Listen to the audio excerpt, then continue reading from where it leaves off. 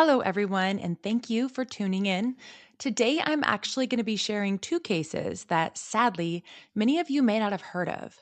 Uh, Normally, I prefer to focus on one case at a time because I think every victim deserves their own space and attention. But in this instance, the first case has very limited information available. The second one had some, but not a lot of coverage. And, that doesn't make their stories any less important. It just means their segments are shorter than episodes I usually do. So that's why I'm doing two. Their lives still mattered. They deserve to be remembered. Their choices deserve to be acknowledged and their memories honored. Now, I'm trying to remember if I've mentioned something before, but I'm obviously a motor mouth. So as these episodes add up, I kind of lose track of what I've already shared here. Sometimes I feel like a broken record. So bear with me. But I often repeat myself because I think the subject matter, certain lessons like recognizing the warning signs of domestic violence, they're too important not to keep stressing. But other times I realize I'm retelling a story because I forget that I've already said it. So used to have a near photographic memory, but after having kids, I feel like that skill just vanished. Like I can remember names and phone numbers, but I'll never know where my keys and wallet and phone are. What I was getting at, what I was trying to say is I can't remember if I've mentioned this before, but my job that currently feeds me, I work in healthcare and access and reimbursement in neuro-oncology. But before this chapter of my life careers, I was actually an ultrasound technician. I specialized in maternal fetal medicine. That's monitoring the health of mothers and when they're pregnant and their babies in high risk pregnancies. So my patients' babies were often flagged for congenital or chromosomal abnormalities, heart defects, or mama herself had an underlying medical condition that made them high risk. Some were actively struggling with addiction, so we were monitoring the babies. Others came from methadone clinics. And so we followed the pregnancies and tried to help the babies arrive. Others were IVF patients or had lots of losses, or maybe they were carrying multiples. Those were always my favorite. Those were fun to do. They needed to be monitored because obviously the more babies you have inside of you, the more risk there is. I think the most multiples I ever did was 5 or 6, but kind of wild. Yeah, it's incredibly challenging, but also fascinating. But that chapter of my life gave me a wealth of knowledge about pregnancy and babies that doesn't necessarily serve me now. Feels trivial sometimes, but it's profoundly shaped how I see the world. One memory from that time that has never left me. So while I was attending ultrasound school, shout out to FIU in Pensacola, Florida, I had to do clinical rotations. And my upbringing was a more rural upbringing in Southern Oregon. I hadn't been exposed to a ton of diversity or really like any inner city socioeconomic challenges. And I was rotating through hospitals and walk-in clinics, and including one that regularly received pregnant inmates that were wheeled in, handcuffed to the bed, which I'd always ask their guard, like, can you uncuff them? Can they just lay here? I'm not worried about them at all. Most of the times they would say they could not, which I always thought was crazy because sincerely, it seemed like those visits to us and those little peeks at their babies were the only things keeping those women going. It was really eye opening, those clinical rotations. And the situation I was saying that impacted me a lot. In 2011, I walked into a room to begin a scan. And I looked down at the paperwork and I saw the birth year of the pregnant patient was listed as 2001. And I remember being like, oh, this is a typo, and like going to go turn around and go back out to like reception. And I look up and I realize that the patient was a 10-year-old little girl, like 9 or 10-year-old little girl. Her mother sat beside her, clearly emotional. And the child was, God, she just looked so scared and so tiny. And I bet she was like 60 pounds soaking wet. And her mother says to me, please don't use the one that goes inside her. Meaning like don't use the vaginal probe, which is the camera we use internally for pregnancy, for early pregnancy, a lot for clearer imaging. And I reassured her I would only scan from the abdomen. And that moment stuck with me. It shook me. And later, the ultrasound tech who worked there all the time, she told me she had scanned girls as young as 8. Obviously, these are rape victims. Children cannot consent. And their families, a lot of times, either couldn't afford the cost of an abortion or didn't believe in them. And sadly, that little girl was not the last traumatized child that I would care for. At that same clinic, countless women would come in to confirm pregnancies, and many asked about abortion options, not because the clinic provided it, but because they were just desperate for guidance. And I'll never forget how often women said they did want to keep the baby, but they feared the father would hurt them if they did. Some said the fathers of the babies had threatened them if they didn't abort. Others said the father said they'd kick them out or they'd leave them. The fear was palpable. And at that time, I understood it deeply because I was actually finishing ultrasound school so I could secure a good job with health insurance and decent pay and get out of state to escape my own abuser. But I had the benefit of being neither pregnant or having a child with my abuser, so very different scenario. What I didn't know at that time, though, was how deadly pregnancy could be for women. In school, I learned about trisomy 13 and 18 and 21 and chromosomal abnormalities in the baby. I studied cholestasis and hemorrhaging and preeclampsia and other hypertensive disorders that could gravely affect the mother. And I learned to perform fetal echocardiograms and identify heart defects and other heart conditions. I knew pregnancy carried serious medical risks, but I didn't realize the most lethal threat to pregnant women isn't medical at all. The truth is devastating. In the United States, women who are pregnant or who have recently given birth are more likely to be murdered than to die from obstetric complications. Research from Harvard T.H. Chan School of Public Health shows these homicides are overwhelmingly tied to intimate partner violence. Homicide deaths among pregnant women outnumber those caused by hypertensive disorders, hemorrhage, or sepsis. And that is just absolutely abhorrent to me. Whenever I first hear about an intimate partner violence murder, one of the first questions I ask is, "Oh, was she pregnant or did she have an infant?" And it's often yes. Now, fast forward to a few years ago, I actually went back to graduate school to earn my master's degree in healthcare administration. And for my final paper, we were given a handful of topics to choose from. None of them initially jumped out, but I ultimately decided to focus on healthcare disparities, a subject I'll admit I knew very little about at that time. And if you aren't familiar with this subject, when we talk about healthcare disparities, we're really talking about the unfair differences in the way people get medical care and the outcomes they experience. That means that not everyone has the same access to doctors, hospitals, or treatments, and those gaps often fall along lines of race, income, or where someone lives. For example, a wealthy patient in a suburban hospital might get faster, more advanced care, while someone in an inner city hospital or rural clinic could face longer waits, fewer specialists, or really outdated equipment. And the statistics show that these differences aren't small. They can literally determine whether someone lives or dies. So, in short, healthcare disparities are the unequal and unjust differences in health and healthcare that depend on factors like race, income, and geography rather than on medical need. And my exposure to the disparities in healthcare had really been just during those months of clinical rotations I talked about at that walk-in pregnancy clinic in a socioeconomically challenged area of Pensacola. And even with that experience, I was still woefully unaware of the vast differences in care that exist. And I hadn't realized how dramatically treatment could vary, how someone like me might receive one level of care at a hospital in Arizona or California, while a person of a different race in an inner city hospital could face an entirely different reality. I was blind to just how deeply access to care and health outcomes are shaped by socioeconomic status and skin color. The statistics, however, are undeniable. They reveal a stark and painful picture of inequity, one I could no longer ignore once I saw it laid bare. And more than any other race, Black women are the most likely to die from maternal fetal complications even when they go to the hospital. Tragically, one of the reasons is that providers are far less likely to listen when a Black woman advocates for herself, when she says, "Something feels off." They're less likely to be moved quickly from triage to delivery, even when they arrive at the ER in pain and in labor. I actually recently saw a viral video of a Black woman sitting in triage being just ignored by the nurse who sat there just looking at her computer while this woman screamed in pain and yelled that the baby was coming. She ignored her, and the baby did come 12 minutes later. Another separate incident with a Black patient that went viral. She was trying to get admitted into the hospital in labor and they would not admit her. They actually sent her away and she went and got in her car and that baby came on the side of the road.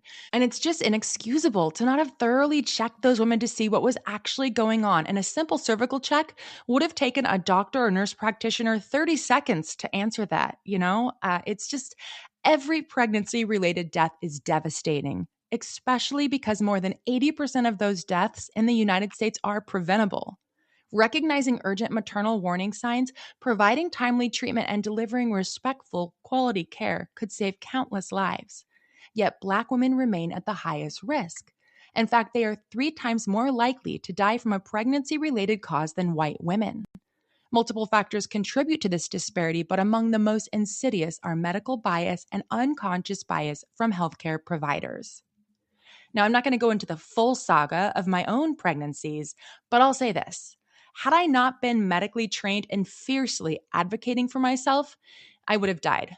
With my first child, I developed sepsis after she was born, and I only survived because I argued relentlessly with the provider to give me a lab and confirm that was placenta left in me. And then I was taken in for an emergency surgery when my baby girl was 9 days old. My second pregnancy with my son Dakota was even more disastrous. I delivered him at a top hospital in San Diego with an esteemed provider and the best medical equipment, and I still had to fight to be heard. And that pregnancy ended in an emergency cesarean 5 weeks before my little boy was due and an emergency hysterectomy that saved both me and my son's life. And neither of those outcomes should have happened.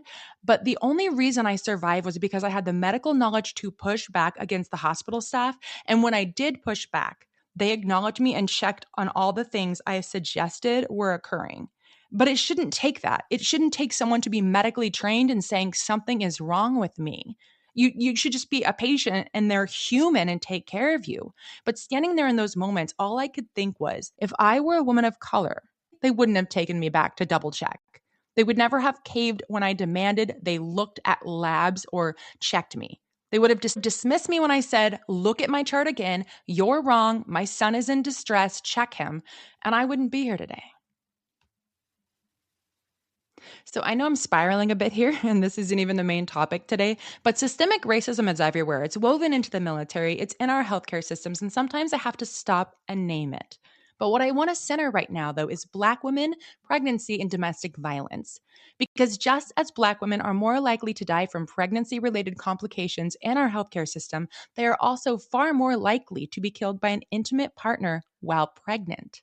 And today's cases tell the story of 2 Black women who chose life for their babies, only to have their own lives cut short. Raquiah Paulette King was a 20-year-old woman from Miami, Florida. If you've seen the cover of today's episode, she's a young woman in the graduation cap on the left of the photos, and that photo speaks for itself. Raquiah was stunning, a beautiful young Black woman with a radiant presence and a bright future. She was from Miami, Florida, but had recently moved to Hampton, Virginia to support her career. While I could not find a ton of information about Raquiah's life before moving to be with her boyfriend, I did find some interviews and articles with her brother and her father who described the kind of person Raquiah was. Her father, Gregory, said if she walked in the room right now, she would come busting out in a smile because she's always just full of joy. And he said his youngest daughter was a hairstylist and also a tattoo artist, obviously a very creative and artistic person. She was said to have been a person who just loved people. Rakia's boyfriend was 27-year-old Emmanuel Coble, a Navy lieutenant junior grade. At the time of Rakia's death, he had been a commissioned officer for 3 years and was stationed aboard the USS John C. Stennis, a Nimitz-class aircraft carrier. And for context, a Nimitz-class carrier is one of 10 nuclear-powered aircraft carriers named after the lead ship, the USS Nimitz. These are among the largest warships in the world. They're designed for endurance and rapid deployment and serving as mobile air bases. They're powered by 2 nuclear reactors. They have just virtually unlimited range. So, as a lieutenant junior grade, Emmanuel would typically serve as a division officer, leading sailors in specific department, engineering, operations, air, training, watchstanding, essentially managing personnel and operations within his assigned area. And in other words, he was on a very strong career path. His background reflected that trajectory. He attended a college prep academy for high school in East Columbus, Ohio, where he excelled academically and participated in football, basketball, track, and cross country. He went on to earn a Bachelor of Science in Information Systems from Trident University, followed by a Master's in Information Technology Project Management. He was no slouch. He began his Navy career in 2013 as an information systems technician, and after completing his education, he earned his commission as an officer. Raquiah found out she was pregnant, and she told her mom she really wanted the baby, but that Emmanuel very much did not, and was pressuring her to get an abortion. Rakia's father said his daughter always planned on and wanted to be a mother, so getting rid of that baby was not going to be an option for her. Rakiah had sent her mother a text message and told her that if anything happened to her, it was Emmanuel. She also texted his full name, date of birth, addresses, and phone number. Smart girl. Now, the information we do have is what happened the 24 hours leading up to Rakia's death. Emmanuel had tried to strong arm her into an abortion and had made her an appointment at an abortion clinic. But Rakiah ended up standing firm and refused to get the abortion. She actually went to seek medical care for her pregnancy with the plan of carrying the baby. A search of Rakiah's phone would later show that her last text was sent to Emmanuel on the day of that appointment at 11:40 p.m. that night. And sadly, just 7 hours later, Rakiah's naked body was found discarded like garbage off the side of a road. Investigators would go on to say that she was likely killed elsewhere and transferred to that roadside. Police would later find blood in the trunk of Emmanuel Cobal's car and a hairband that matched one found on Rakiah's wrist during her autopsy. And meanwhile, on the day Emmanuel was trying to pressure her to get the abortion, documents showed that she had texted her cousin that she was planning on leaving Emmanuel. Now, Emmanuel would report for duty that same morning, which would mean that just mere hours, maybe hours, after murdering and dumping her body, he went to work. Police would also say that there were signs Rakiah was likely sexually assaulted within an hour of her death, which they felt showed signs that she had struggled. The only positive in this case is that, unlike so many military cases, this man actually received the sentence he deserved. For his part, he went to court and tried to say that they were fighting and he accidentally shot her and then panicked and discarded her body out in the woods. But signs didn't point to that, especially when the police think she was sexually assaulted. It definitely doesn't seem like that. But following a joint investigation by the Hanover County Sheriff's Office and NCIS special agents from resident agency Yorktown, he was actually convicted of first-degree murder, the premeditated killing of a fetus, and other related felony charges. His sentence? Life in prison without the possibility of parole. And for Rakiah's family, I can't begin to imagine the pain that they're living with or the senselessness of it all.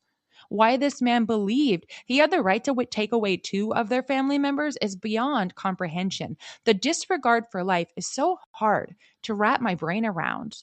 I'll never understand how a man could see murder as an option instead of simply standing up and being a father. He had a lot going for him, Emmanuel did, and apparently a lot he felt he would lose if he had a child. But based on his accomplishments, this wasn't a man facing poverty or homelessness if he had a mouth to feed. At 27 years old, he was established. He had a master's degree, a solid career. He could have offered a child a really nice life. And you know what? Maybe he never wanted to be a father. But if that was the case, he should have gotten a vasectomy, not moved in with a girlfriend who always wanted children. Instead, he was adamant that he did not want that baby after she was pregnant. Why? Was it the threat to his social life? Was it the possibility of having to maybe pay child support if he chose not to be involved? I even looked at a child support cost estimator in Virginia because I'm just a nosy bitch.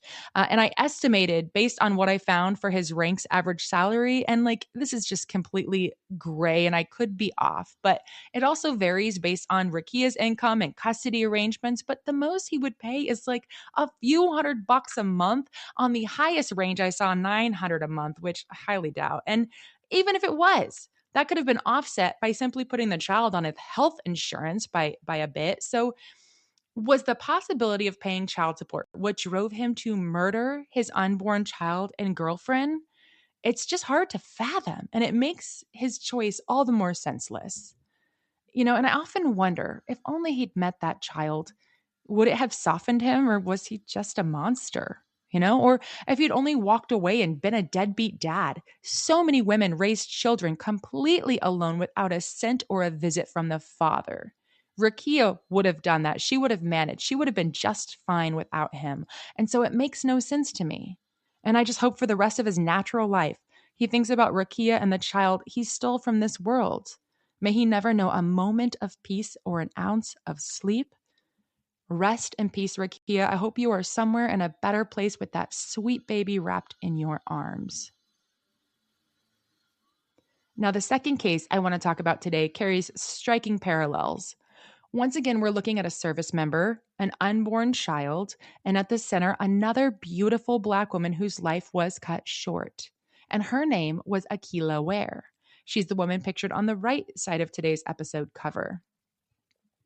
Now, Akeila was an exceptionally hardworking young mother. At just 28, she was pregnant and already raising 5 children on her own. By 2021, she had pushed herself through nursing school, which I can't imagine doing with 5 kids, but she'd pushed herself through nursing school at Southern Union College in Alabama, and she was working as a home health nurse. Her father, William Ware, described her as someone who loved her patients and cherished being a family person. And outside of work, I have no idea how she found the time, but she also loved playing softball and kickball and even played on a kickball team. In October of 2021, Akeila was thrilled to be welcoming a new baby boy, her 6th child. It would even out the numbers because he would be joining 3 little girls and 2 sons she already had, all between the ages of 5 and 12. Akeila was on the cusp of buying a home for her family, a place where she and her children could finally settle, filled with the love and stability she'd been working so hard to provide. She was literally just a few weeks away from welcoming that baby boy who she had named Athen Jaden Ware into the world. This was a woman full of hope, determination, and grit and devotion. And yet her story takes a devastating turn. Akeila had been dating a man she'd known since her childhood, someone from her hometown of LaGrange in Troup County, Georgia. His name was Alonzo Dargan. Their friendship stretched back many years, but their romantic relationship was more recent. He was not the father of her 5 older children, and details about her previous relationships remain unclear. But what is known is that Akeila and Alonzo had been involved, though the exact status of their relationship at the time of her murder is uncertain. Alonzo Dargan was serving in the military, stationed at Fort Bragg in North Carolina, about a 6-hour drive from LaGrange where Akeila lived. On paper, he seemed to have a lot going for him. An active duty soldier with 12 years of service, he was respected in his role and already a veteran of overseas deployment. Dargan had joined the Army in 2009 as a signal support systems specialist. Over the years, he served as a recruiter in Florence, South Carolina, before being reassigned to Fort Bragg in April of 2021. From 2011 to 2012, he deployed to Afghanistan as part of Operation Enduring Freedom. His service earned him several honors, including the Army Commendation Medal, the Army Achievement Medal, and the Air Assault Badge. With that kind of tenure and recognition, it looked as though Dargan was building toward a lifelong military career. But here's where the story becomes more complicated. Alonzo was already a married man with 2 children who loved and depended on him, and a wife who later said she believed they were in a happy relationship. She had no idea he was stepping out on her.